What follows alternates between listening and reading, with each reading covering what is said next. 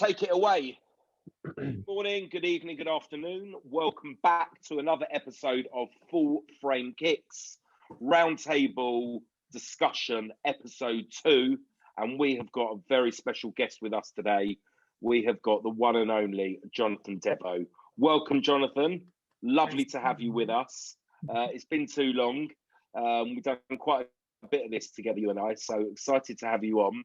The reason why I have called Jon up is because I saw Jon throw out an Instagram story a couple of weeks back now saying something along the lines of he wanted to discuss something about marketing within the sneaker industry. And I thought, amazing, what a better time to get him up on the Full Frame Kicks channel, talk about it on a roundtable discussion. So before I'm going to hand over to Jon to introduce himself and start things off, why don't we go round, everyone? My co-host, as always, say hello and plug yourselves.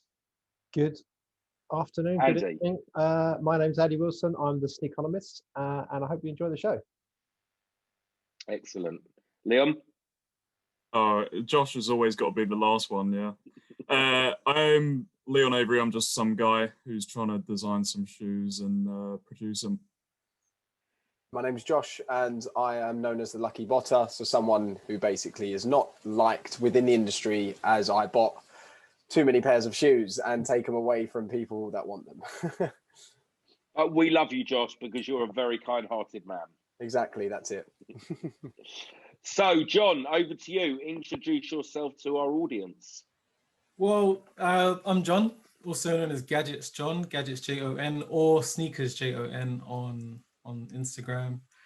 And if any of you have known of me before, I mean, you guys all know, I took the whole of 2020 out from buying sneakers. So no trainers at all for a whole year, which is difficult for someone like me because I'm impulsive. And I went from buying like, I'd say 4 pairs of sneakers a week to nothing for a whole year. So yeah, it was a big thing for me, but do you know what it was? In 2019, I did a video where I did my best sneakers of 2019 just to show off all my favorites. And I was looking back at the pictures, and I think I just started adding up the numbers, just thinking how much all of these shoes cost. And I realized I was spending on average, and this is like a conservative estimate, about £4,000 to £5,000 a year on sneakers. And I didn't, at 2019, I didn't have any savings and I had credit card debt, and it just seemed ridiculous. So I was like, let me challenge myself to go a whole year and not buy anything and see what difference it will make. And you did it. Yeah, I did it. So, but Yeah. doing that did a couple of different things. I cleared my credit card debt by July, which was crazy. I now have savings. But the thing that really stood out when I came back this year I'm allowed to buy sneakers again. I haven't bought anything yet. But one of the things that I noticed kind of downloading the sneakers app again, because I deleted it off my phone, downloading the sneakers app again, and then kind of following the raffles and seeing how everything's going with my year off, it gave me a really interesting perspective on how things are marketed to people. And there's certain principles. Sorry, I studied psychology, if you didn't know. And there are certain principles in psychology that I hadn't really paid attention to before because I was an addict. And when you're in it, you don't really see it for what it is. But taking that step back made me see those psychological principles at play that manipulate us to buy stuff in ways that most of us don't even think about, don't think twice. Yeah. And so that was what my Instagram post was about, is that there's certain things being deployed within the community by retailers, by brands that seem like they're championing the community and they seem like they're to our benefit, but ultimately they're just a really a more effective way than ever to take money out of our pockets. So that was what was thinking behind my whole IG post. So can I start with something then? Because there was something that I saw. There was something that I saw today actually that was sent round on some reels, and it was to do with Facebook tailoring their ads, and it was someone basically showing that even when you're not on Facebook, it's monitoring the apps that you're using. So it's monitoring not this specific details, but your banking apps, all the different apps. But for me, so if I look at something on StockX and I look at a particular shoe that I really, really want, and then suddenly you go on something else and then you see a little picture of that shoe you really want in the corner, and it kind of like, it's antagonizing. But it was just amazing that even when you're not using Facebook, it was monitoring everything you do. So hopefully I've not moved away from what you wanted to talk about, but I just thought it was amazing that from what you're saying, it almost seems like through them trying to tailor a service to you perfectly, where's the line between that and it actually being something that's intrusive? And well, it goes further, because like a lot of people, it's been in the news that a lot of people have been moving from WhatsApp over to Signal and Telegram because of the terms of service. One of the things that weren't really spoken about in that news cycle was that not just WhatsApp doesn't read your messages for content. It reads your messages for mentions of things that could be marketed to you. So say, for example, if you had a WhatsApp conversation talking about a new sneaker, talking about a new brand, WhatsApp flags that to Facebook's advertising services and then targets your web activity with that particular product or service. And now it doesn't matter whether you've ever searched for it before. You just have to talk about it with a friend using WhatsApp, and Facebook has access to that information. Gmail does a similar thing with your emails. It can read your emails and it will scour your emails for mentions of brands and products and services, lifestyle changes, having a baby, anything like that. Gmail can scan your emails, and again, it won't read it for content. It won't be able to identify you specifically with the email information, but it pulls relevant information from your personal emails that are protected by your logins and your passwords, and use that to serve their ads and their ad clients with useful and actionable information that they can buy and sell, which is just wild. And it's something that no one's ever really, I don't know, people don't really talk about it. But I've said it before, if you're not paying for the product, you are the product. Gmail's free, WhatsApp's free, Instagram's free, Facebook is free. So where do you think they make the money? It's from us, we're the product. I mean, what's interesting as well is actually my uncle-in-law done his PhD recently on the data river. And the data river is basically what you're explaining. And what he was talking about was actually sooner rather than later, what they're hypothesizing is that soon, because of all GDPR and all stuff like that, everyone will own their own data. So everyone can lease out their own data. So there's a group currently, and I believe it's in Sweden or Finland. And basically what they do is they get individuals like us that are, someone who's a fan of something, let's say sneakers, whatever. And what these individuals do is basically lease out their information to these companies to create profiles of consumers. So for instance, even though WhatsApp's doing it here legally, but they're just doing it for free, what they're probably going to come up with sooner rather than later is these opt-in services where you're allowing these apps to monitor what you're saying and monitor your movements and stuff, but you'll get paid to do it and being able to lease it so that they can create different consumer profiles, which is it's interesting because what they're trying to do now is create a data river where everyone owns their own data. And then from there, you can now sell your data on, if that makes sense. But not just you, because I'm in sneakers and so are you guys, they'll kind of use that even if you opt out, even if you get away from WhatsApp, because you're in a similar demographic in a similar space, and they'll highlight that, like what Jonathan's saying in Gmail or the free services, they'll still be able to target you because I'm getting paid for leasing out my data. But yeah, I thought it's quite interesting when talking to my uncle about it. It's very, very interesting. Man, shit.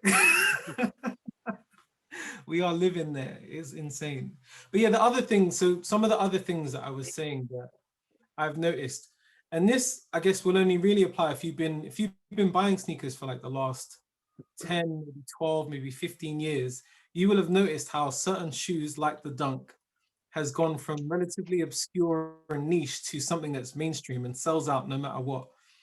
One of the fascinating things about that is 10 years ago, you could walk into a Size or an Office or Offspring, buy a Dunk for 45 quid, and it had been out for 2 months and it's still there on shelf, no issues.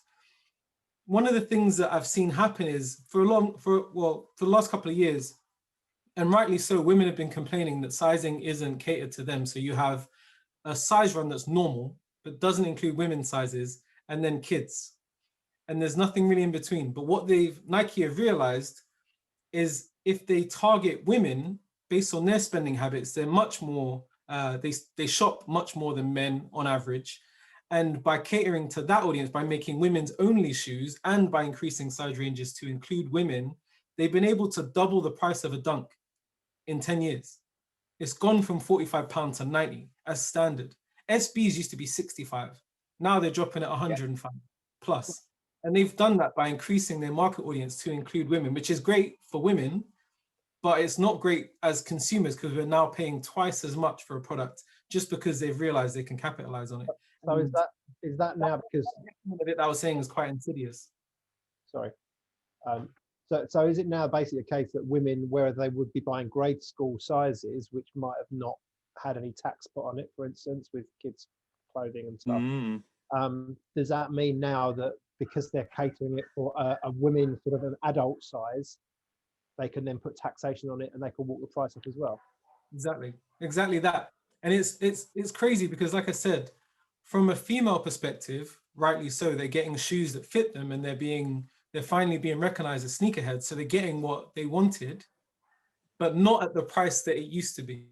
Yeah. So people who were fans of Dunks before, guys and women who could get kids shoes, they're now paying double, triple for what they were getting, the same product, if not cheaper now.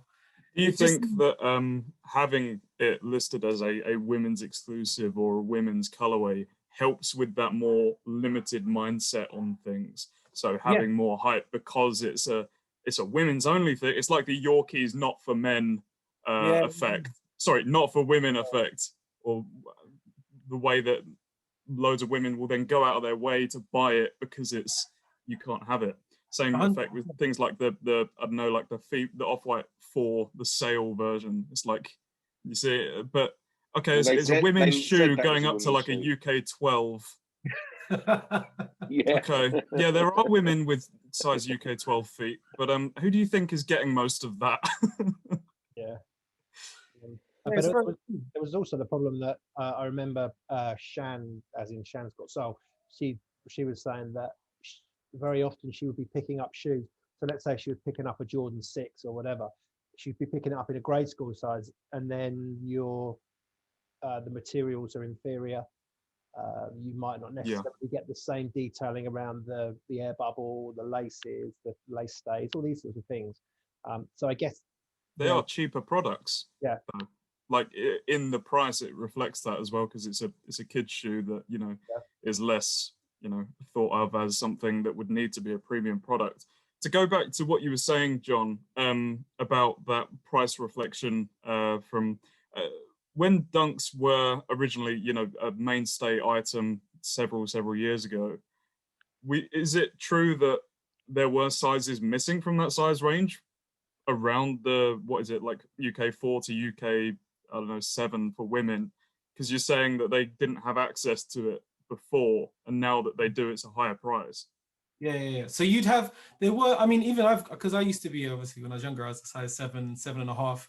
I've got women's colorway Dunks from back then, and again, it was cool that I could fit into those, but they didn't do the full run. But it wasn't. They were marketed as a women's colorway, but it wasn't a women's only colorway. It wasn't marketed in that particular way. It's changed it's changed around how they present them, and I think it is, to what you say, that whole thing about creating the image of it being a limited thing, because these were GRs that I was buying. They were just women's section at Nike Town. They weren't women's only. It's a very different prospect when you're marketing them that way. Haven't they stuck women's sizing on every SB Dunk now anyway? So the Elephants, the Chicago, so every Dunk now will highlight a women's size, which is weird because it's 1.5 sizes or something like that lower to a men's. It all becomes quite strange, which actually, if you look at the resale market, GSs are still the most profitable shoe on the resale market for us. So even when they bring out a women's size, it doesn't on the resale market do anything for it, because people still just look out for the men's size anyway if they're a man. But women still go for GS in my experience of selling shoes.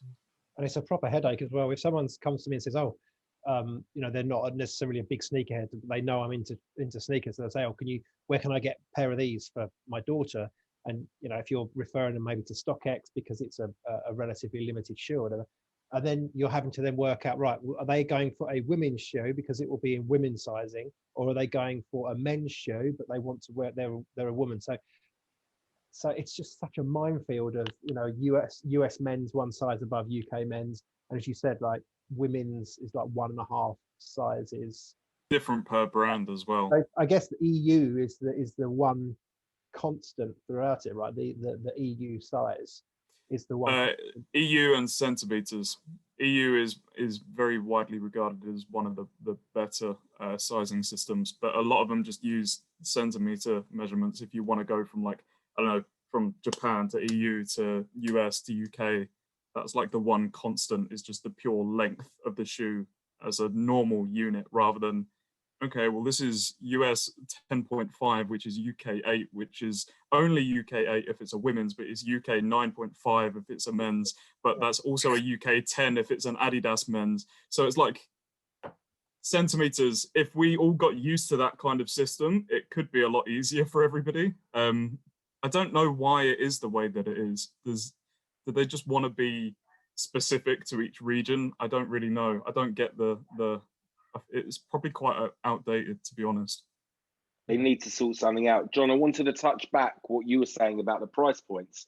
And I totally get that, because I remember back in the day going into shops and buying the Dunks at 45. But isn't that with everything now, just inflation, right? You could say to some degree it's inflation, but I think you can't justify that price. Like Dunkheads. Well, hang on, let me just stop you there. I was having this conversation earlier with someone today, funny enough. And I remember going back in the stores, buying the Dunks, as you said, sitting on the shelves at that price. But the reason why I was buying those Dunks is because they were at that price. So when mum and dad said you could have your 2 pairs of shoes a year, they couldn't afford and weren't buying me the Jordans. So the Dunks were kind of the cheap man Jordans back then. Dunks are still the cheap pair of Jordans. Yes. They're still one of the lower priced shoes in their catalogue, which is why I find it interesting that, you know, they went for the Dunk for like 2020 being it. That would be that shoe that they really cater to. I think it probably is because it was so easy to manufacture and so cheap during this whole COVID pandemic thing. Yeah, I think there were some rumblings before that it was meant to be shoes like the Shocks were meant to be really big in 2020, and then it all kind of went a bit tits up. And all their new Air Maxes as well. Well, they always do. That isn't. They're in kind of like a separate market to us, right? Like it's the mainstream kind of market. Is the ones I've never understood all those new Air Maxes. The 270s and the 720s and the 200s. I mean, they're huge. They're hugely popular. They're just not. They don't have that cool factor for, like, I don't know. But this actually kind of is a nice tie with the whole marketing thing in terms of what we're actually discussing. We're sitting here as sneakerheads, knowing the models that we obviously will go for.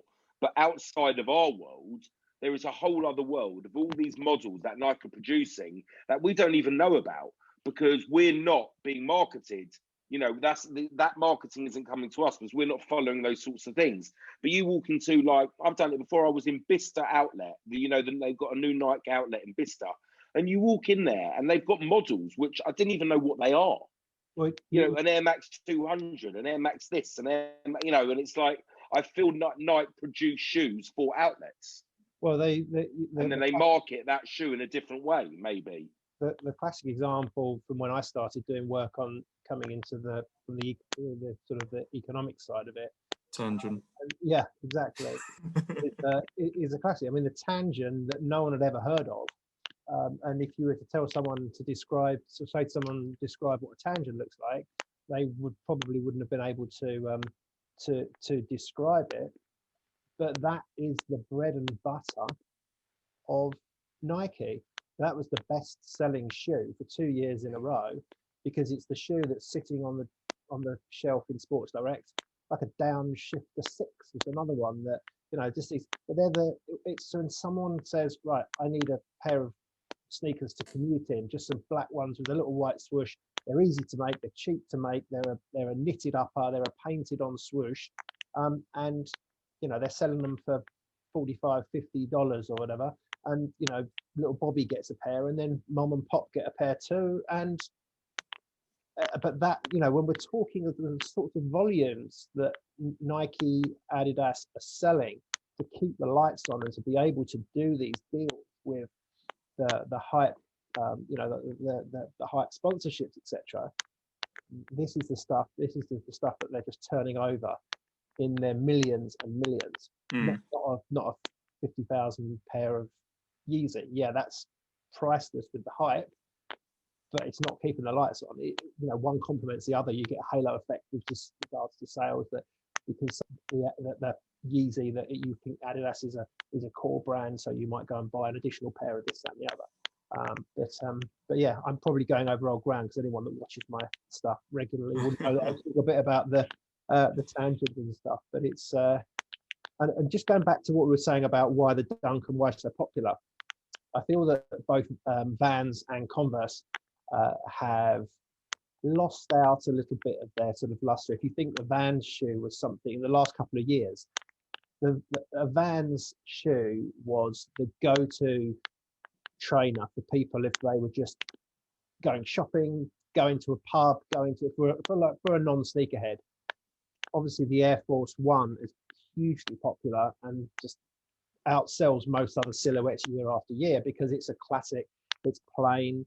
There's panels that you can tweak around with it, and I think the Dunk is a perfect in between an Air Force One, which is relatively chunky. I think a Dunk is obviously a slightly skinnier version of an Air Force One, and I think that is eating into part of that sort of that's what I think they're aiming at, trying to get this into, whether you're going to have in all the different retailers. Is it ASOS? Yeah, exactly. They're flooding it. They have to be very, very careful they do it in a controlled manner, otherwise they just end up completely losing control of it. But it's a kind of shoe that you can get lots of different hints of colors. They can be, as Leon said, they're cheap to produce, so you can produce them in the less skilled countries. And it's the sort of shoe, it's a flat shoe that you know, that I think it's basically it's an ideal replacement for something like a Converse or a Vans. Yeah, and there's, interestingly, in the resale part of it, it's there's a whole realm of botters, shall we say, and resellers that are known as brick flips. And this is some people's just bread and butter. They don't actually go for the hype, because, like, if you watch my videos, you'll notice that it's very hard, actually, even as a botter and with all of this software, it's actually hard to hit multiples of, say, like an Atmos Elephant Dunk or whatever, because of the way that they drop them. But there's actually a key part of the community that look out for shoes like the Vapor Maxes, shoes like the Air Maxes, that are on sale, that can be double promoed with cashback and, say, like a birthday code or something like that. And then they sell them on. One of my best profits this year was actually on Vapor Maxes, that I was able to get the Oreos at like £50 a pair, and flipping them even on StockX. The next day you were getting £30 more on top cash out. You get 200 of them. It's a pretty decent payday, to be fair. And it was just sitting on websites. And interestingly, what Leon was saying about ASOS, even with ASOS, I know that they've dropped a lot of the Dunks, and I got quite a few from there, but they actually have as well. But the consumers don't really know this much, but they actually have been dropping a lot of Jordans, as in they drop the Royal Toes, they drop the barely oranges, like the Guavas. I got most pairs on from ASOS. It's just the monitors that we have and the restock modes that we have on bots, by the time you hear it's come on, they're kind of gone. So it's, I'm finding, actually, even though I thought it would be the Dunk that's trying to cross that bridge, it seems to me that the craze of the Jordan mid has been the one that's really brought that mainstream person from an Air Force to that. The influencer shoe. Yeah, it's the TikTok shoe. A lot. Our biggest thing, right, when we're looking at, because we look at resale value, but then also we've got groups and we've got people that specialize in looking at what's the next big shoe, what colorway is going to be the next best mid. And I've invested heavily into one mid up there that I'm not going to mention. And the only reason why is because a TikToker was seen wearing it. Not on TikTok yet, but they will be on TikTok. And at the minute, it's that's coming in. And because the mids were at a price range of like 80 quid, whatever, even the resale market. Whereas now, I mean, the biggest bot within the community is known as Dragon. And what I mean by the biggest bot is, in order for you to purchase Dragon, it's $20,000 just for the bot, right?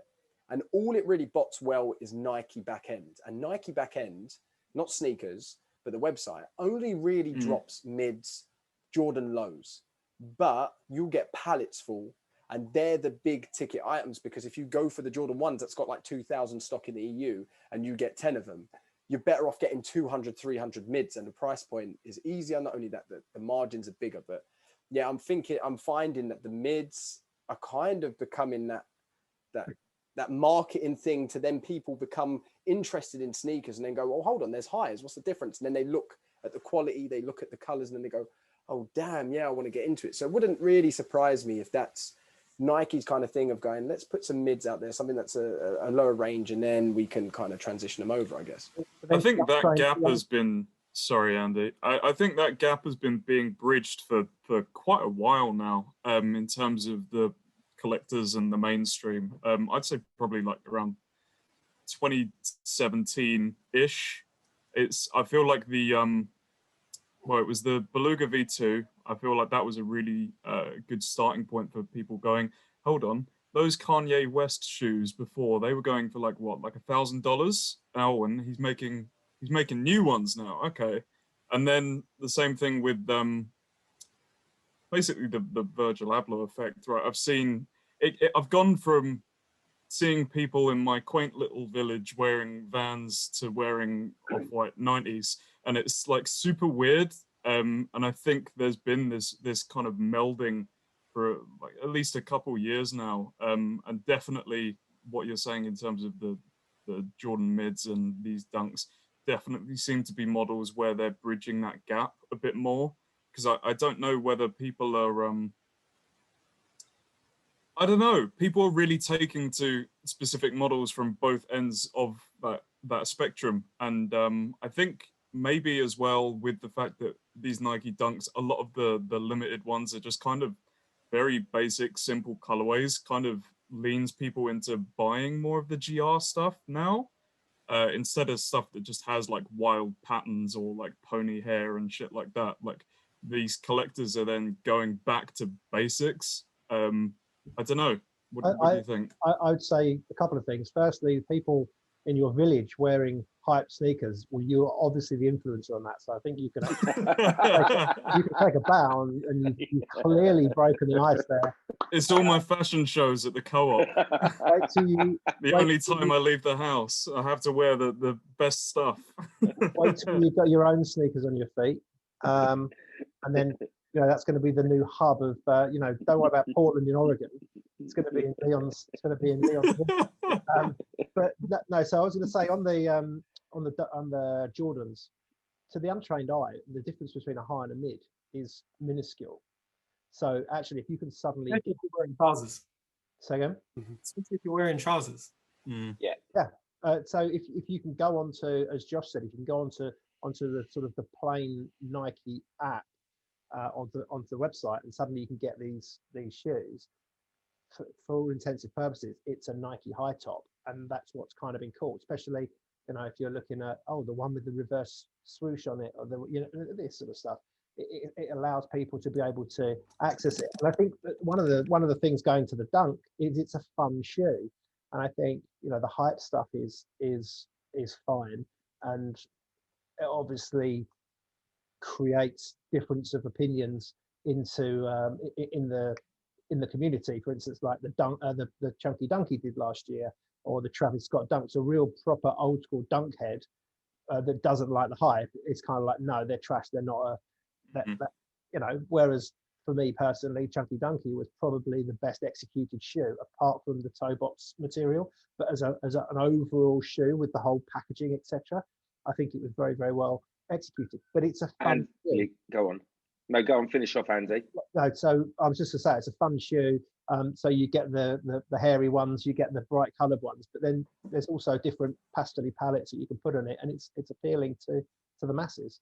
I think it'd be a really interesting thing to study as well. Like John is going back to John's point from a marketing perspective, how that U-turn on public perspective on mids happened. Because for the longest time, all I've heard is mids are trash. Mids are trash. Oh, I wouldn't wear that. It's a mid. Who wears mids? Mids are dead. And now you look at these figures and they're fucking skyrocketing and everybody's wearing these things. And I still, you know, that, like you're saying, there isn't a huge difference. I don't like the height. I don't like really the angle of the whatever, but there isn't much of a difference to the untrained eye. And so this kind of resurgence of it is really interesting because there's been such, like, I bet the same people who are calling them trash are now buying them for 300 quid. Probably. Now that's really... That same transition happened in the US though. So the fact, the whole mid craze, and one of the reasons why I think they've been a good prospect for botters is because in the US, mids still sit. It doesn't matter what colorway it is. Yeah. They cannot stand mids in the US, and they've kept that same energy. But over here in Europe and in the UK, we've caved in to influence the marketing in a way that the US haven't. So the mid is an attractive shoe over here now because we've seen people on TikTok, people on social media wearing them, reality TV stars wearing them, and we're much more easily influenced over here by that kind of thing. I'd say the general market just cares less about Jordans here than they would in the US as well. The basketball culture. Also, is it also stock totally. allocation and things like that? Like we Couple of things I probably wanted get fewer basketball shoes here than the US. Saying that, definitely. looking at public checkouts on bots now and US bots, they're heavily going for mids now. I don't know if they're reshipping or what, but I'd say the last couple of months, a lot of the US people are really going for mids, like really, really, really going. I mean, you look at the smoke gray mids. Jesus Christ, the cost on them now is ridiculous, and the US has followed it as well. And maybe it's. Do you know what I honestly think sometimes? If I go on Discord and I'm in all my different bot groups and stuff. There's thousands of people in each and every one, because every bot that you get, and I have probably around 20 bots, because each bot will do a different website best and different types of drops best, etc. I'll be running more than one at the same time. It'd actually be interesting if you guys see it. But yes, it would. Yeah, I mean, well, the stress of it. Yeah, I've been up since 3 a.m. on a mesh restock. But what's interesting is it happened with. There was one shoe in particular, the low smoke grays, right? So the low smoke grays, just in between the two lockdowns, you could go into any JD and buy it on any size 7, 6s, all the way up, right? The online release sold out, or no one could hit, because every botter and resale group basically said that it was going to sell out and they were going to be a lot of money. Now, StockX followed, Goat followed, all of the things out there followed, because who was controlling the market? The people with the mass amount, which was us, because we all thought it was going to be a sellout shoe. Then after lockdown, I was going into JD and I'd see them on the shelf going, oh my God, I need to get some more. Then I'd ask them, how many you got? They went, well, how many do you want, sort of thing. And it's really interesting that what lockdown has done is it's given even us as botters a really, really full sense of hype, as in, we go for low court purples. We were going for low smokes in any size. We were selling them for double, but anyone could go to their local JD and pick up 5 of them if they wanted. I was literally, and you might not like it, but I was literally walking in JD, taking the bag at the same time, going on StockX and cashing out for £70 on top a pair. And I kept on just going backwards and forwards straight to UPS. I'd done it for about a day with like 12 pairs. It's crazy. And I think now resellers are starting to realize that they can control a market, and starting to realize they can control a hype that isn't there, or a low supply that just doesn't exist. But yeah, it's interesting to see what's going on in these bot groups, and sometimes we'll go for releases that get sold out online, but in the shops they're sitting.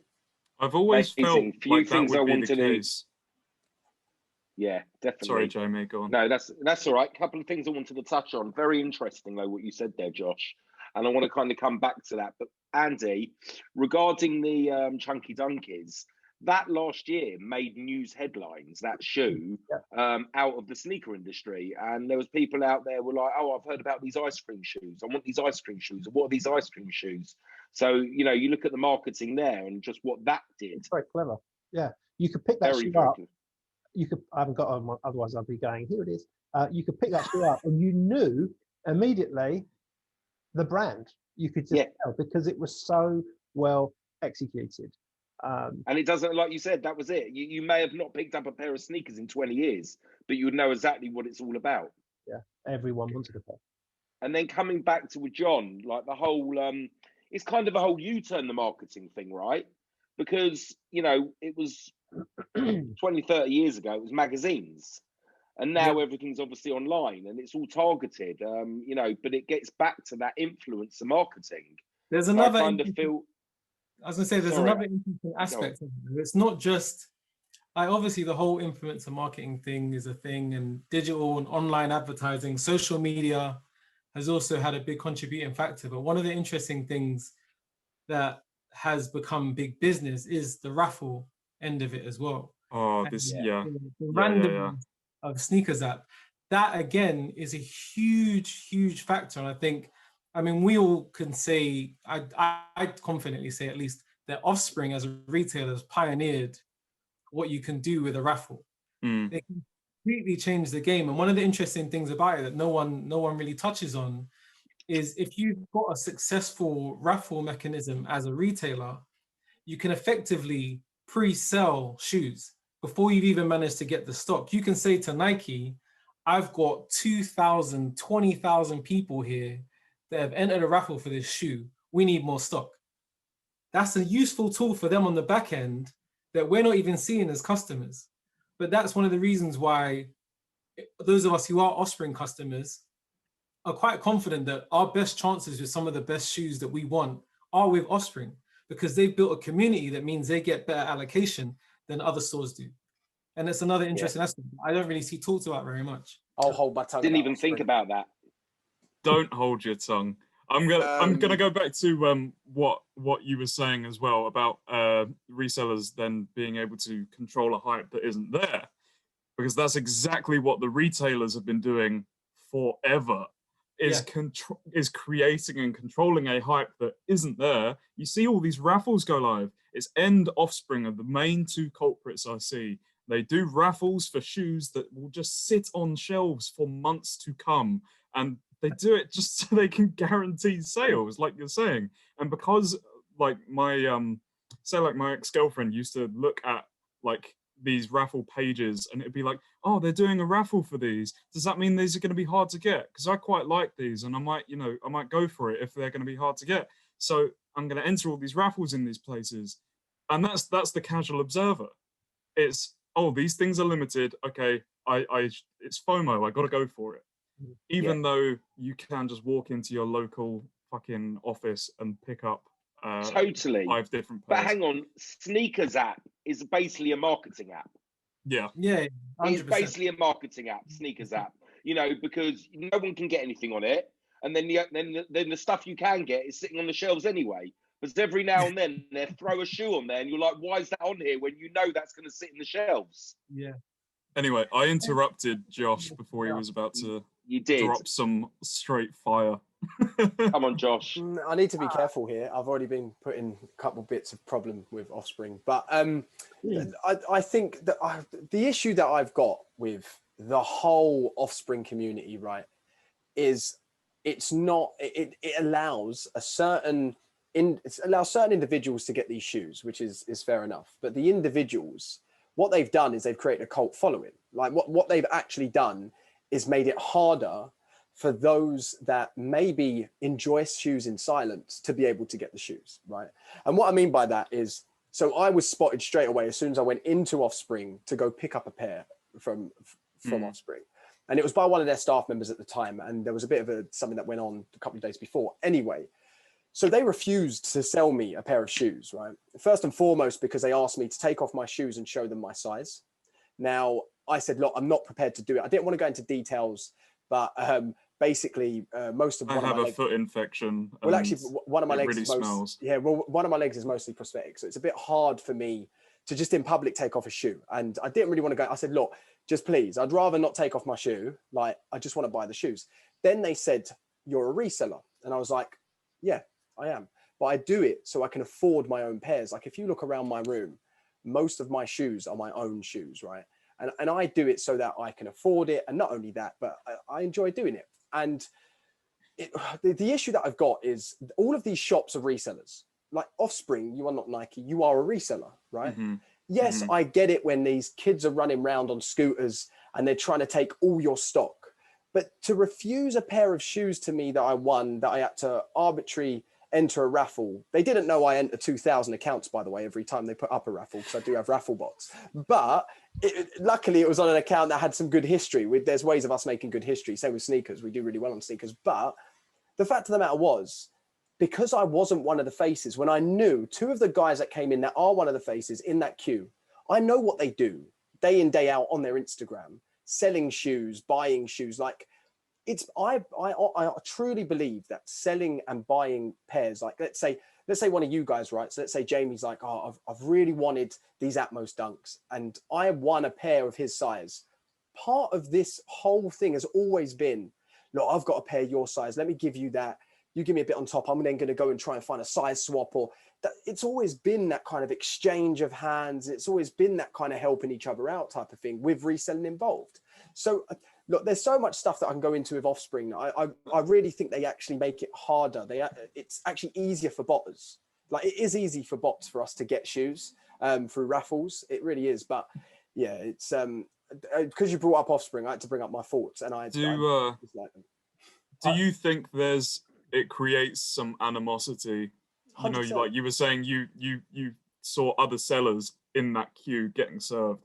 Does that create animosity between these people in that sort of aftermarket game? No, not really. Some people are served, some people aren't. No, fair play to them. Like, we cheer each other on, basically. We kind of wait to see if we can get served, if that makes sense. So it's fair play to the guys that do, but they've been able to somehow get within the crowd by bigging up the brands, by posting on Instagram and all of this stuff. Look, first and foremost, let's face it, like consumerism, the fact that I have to win a raffle in order to be in a position to buy something off you is crazy enough as it sounds. Let alone be... It's hilarious. I mean, it's hilarious. When I told my missus I win raffles, she truly believes it's free. Like, yeah. How I make You won. You won. She's to buy them. She's won. You have to pay. No, she doesn't know. But that's like all of us, all our non-sneakerhead friends. Oh, I've won raffle today. Yeah, I'm excited. Oh, you won a free pair of shoes? No, I've got to pay. You won a raffle to buy shoes. I've won the chance of purchasing it. Like, what the... I mean, that on its own is ludicrous. For me to walk into and do you know what? Who was doing this as well? And this is SBs now, and this is another part of it where it's the skate shops. God! Look, I get them rewarding their loyal customers. There was one skate shop, I think it's Note Shop in Manchester. What they did was amazing, right? They didn't let anyone know they were releasing. They put, it was the Travis Scott Dunks, they put on their shelves. So because it's out of nowhere, you wouldn't have gone there unless you are a loyal customer anyway. So anyone walking in that day could just purchase them off the shelves and no one knew they got allocation. I think that's amazing. But I agree, great idea. Great idea. But now what you're seeing, I'm seeing like skateboard going, send me a video of skateboarding. And I'm like, well, legality now, let me get onto this. Let me take a picture of my false leg and show you that I can't skateboard. What, you're going to refuse me being disabled? Let me try and take you to court on that one. Or secondly, it's you're going to destroy the box inside of the shop before you go out to show you're going to wear them or wear them out. I think all of that becomes, at the end of the day, mate, it's just a shoe. Yeah, but the trouble is what they're having to do is to make sure the shoes are getting into the right pairs of hands. People are willing, as we've seen with Offspring, people are more than happy to get involved in some kind of hands-on project, whether it's filming, whether it's showing you, and I don't personally look at it from a business perspective. I'm sure a lot of these, the skate shops have struggled to keep afloat over all these years. Suddenly the Dunk and SBs, etc., is coming back in to fashion. And then they're selling these, as you say, for £90, and then they're seeing them being resold for 500. Well, I mean, funnily enough, the raffle system actually allows for what goes on, and which I technically take part in, which is backdooring of shoes anyway. So basically, if I was a skate shop owner with some of the relationships I've got now with a couple of them, I'd do the same thing. COVID's hit. I've got a chance. I've got 10 of these shoes. This guy's going to come and pay me 400 a shoe, or I can raffle them at 90. I'm going to take the 400 raffle. No one will know what my allocation was because I say that people won. I think and the same with Offspring. Offspring cannot say they don't backdoor. I've seen it with my own eyes. I think even though they say they're for, and this is now the stuff I didn't want to go into, but even though they say they're for the scene, I know, but this is what they say, they're for the community. they're not. They're for, sometimes they're for themselves and for survival. And the question is, who are the right pairs of hands? Just because I bot and just because I'm behind a computer doesn't mean I'm not the right pairs of hands. I'm wearing hype shoes as I do it all the time. But yeah, that's now going into dodgy. I think there is a certain element of the common man needs to understand that these are retailers, they are businesses. These places are not your friends. They are there to be a marketing machine, and having a community behind it is a massive marketing tool, and it really, really, really works. I think going back to that central theme and going back to what you were saying about boxes being destroyed and things like that, is that good or bad marketing? You know, I feel like it might piss off some individuals, but then you suddenly hear, okay, Note is doing this, blah, blah, blah, blah, blah. Oh, the casual observer goes, yeah, these shoes, they're letting them fucking like destroy their boxes just to get a hold of them. Does that spur people on, or does it turn people off? Well, you know, as Josh has said in the previous stuff, Josh doesn't care about the box, right?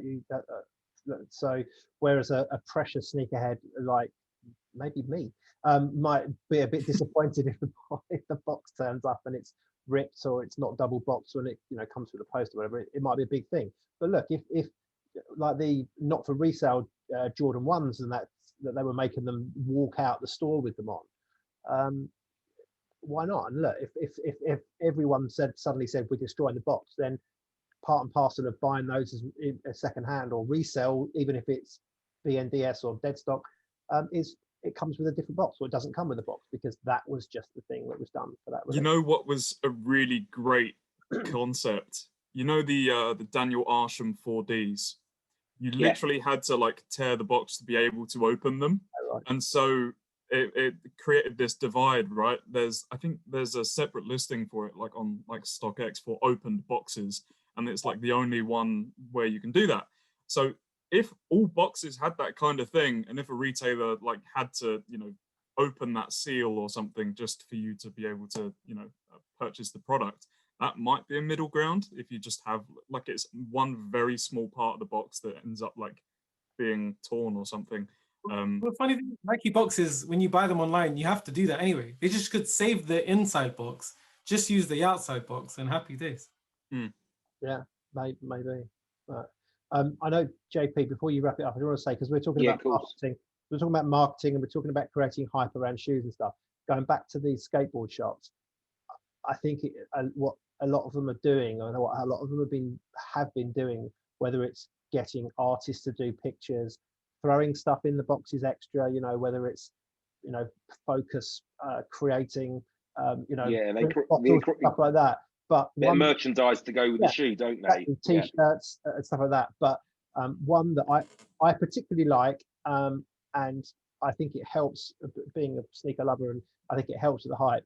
Attitude, every single time they absolutely smash it. The videos, Jojo the Beatmaker and Mills JP doing some of the artwork and stuff. It just, for me, because I lack that sort of stuff up, I think it's fantastic. And if anything's come out of I'll go back to what I was saying about these skateboard shops maybe struggling to stay alive and be a going concern, particularly now we're in this COVID and you know, another lockdown for them, a shutdown. I just think it's fantastic. I think we shouldn't forget to sort of looking after those guys as well. They're doing amazing. Yeah, no, I couldn't agree more. I'm going to touch on the skateboard shops myself because, as you said, they are generally tucked away in city centres, down the back streets, which, unless you know about it, you don't go to it. So they kind of got to, like you said, and it's because of the SB and the dunk hype and the train from that, it's had that resurgence, the skate shop. So, you know, they need to stay alive, these businesses. So I do understand where they're coming from. But I think it's been a really great discussion, everyone. We've discussed and touched on quite a lot of points. It's what it's all about, this round table. It can get a little bit heated at times. It doesn't all have to be perfect stuff. So that's what we like. Jon, as always, thank you so much for coming on board. Have you got anything you would like to close us off with? A little song. A little ditty I've prepared. Little C for me. No, just a pleasure being on it. It's lovely to see you guys' faces. Hopefully we can do this in person at some point in the next couple of months. Would be lovely. Definitely, In the next fingers couple of crossed. years, yeah. Yeah, a couple of years. We get back in the studio, but I'm going to wrap it up. Don't forget, as always, to all of our viewers, please do not forget to like, subscribe, leave a comment in the section, hit those notification bells. We've got a lot of stuff coming. We're going to have another roundtable this time next week.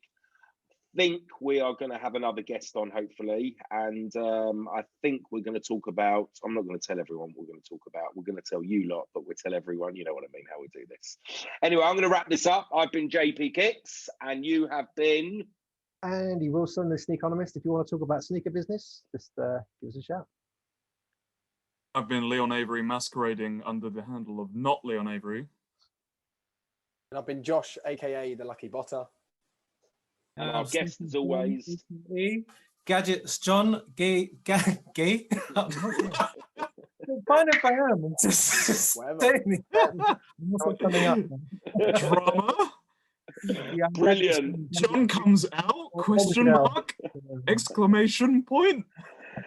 And on that note, guys, peace.